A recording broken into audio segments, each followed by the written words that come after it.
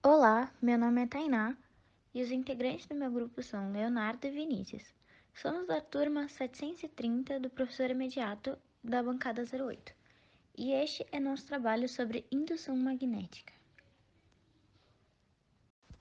Afinal, o que é a indução magnética? A indução magnética é um fenômeno fundamental no nosso cotidiano. Sem esse efeito, não seria possível gerar eletricidade, receber sinal de celular, carregar baterias de aparelhos eletrônicos sem uso de fios e etc. Além disso, a indução magnética ocorre quando existe a variação do fluxo do campo magnético no tempo. A variação desse fluxo induz uma força eletromotriz no fio que delimita a área onde o campo magnético varia no tempo. Ou seja, resumindo, a indução eletromagnética é o fenômeno relacionado ao aparecimento de uma corrente elétrica em um condutor imerso em um campo magnético, quando ocorre variação do fluxo que o atravessa.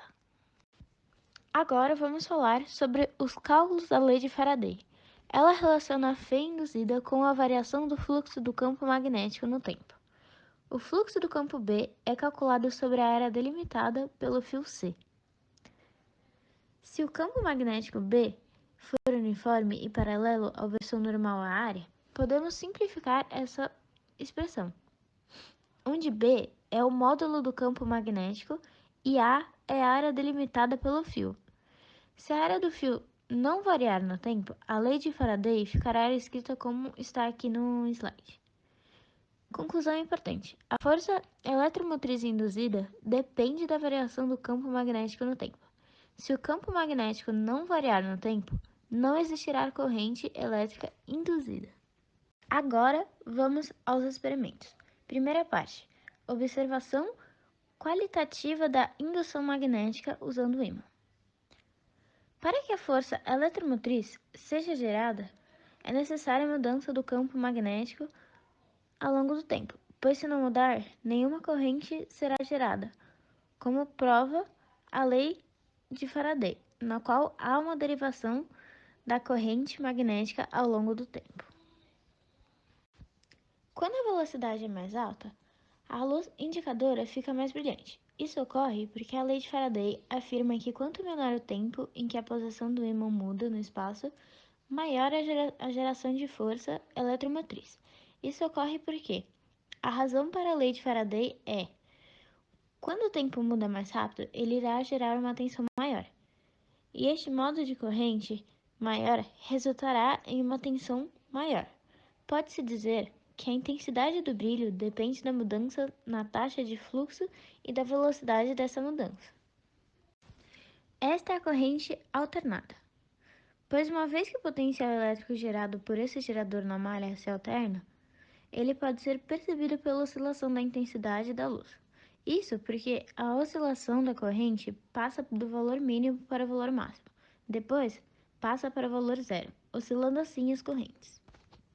Agora vamos para a segunda parte do experimento: o estudo do campo magnético produzido por uma bobina. A bobina de campo é alimentada por uma corrente elétrica alternada. Esta corrente alternada irá produzir um campo magnético no interior da bobina, que varia no tempo com a mesma frequência que a corrente elétrica. Uma bobina menor é usada para medir o campo magnético da bobina de campo. A bobina sonda é introduzida no interior da bobina de campo. O campo magnético variado da bobina de campo induz uma tensão alternada na bobina sonda, que é medida por um multímetro. A tensão induzida medida no multímetro permite calcular o campo magnético da bobina de campo. Parte 2A: estudo qualitativo do campo magnético da bobina. O gráfico em verde representa a variação da corrente aplicada na bobina que produz o campo magnético. O gráfico em vermelho representa a variação da tensão induzida na bobina sonda. Estas variações podem ser observadas ligando um osciloscópio no circuito. Ainda na parte 2A, se desligarmos o o modo AC da corrente e ligarmos o circuito, vemos que não existe nenhuma tensão induzida na sonda. Isso ocorre por conta do campo e corrente serem constantes, ou seja, a derivada é zero. Com o modo AC da corrente ligado, vemos que a frequência 100 Hz possui uma maior tensão induzida, comparada com as outras frequências, pois quanto maior é a frequência, maior será a tensão.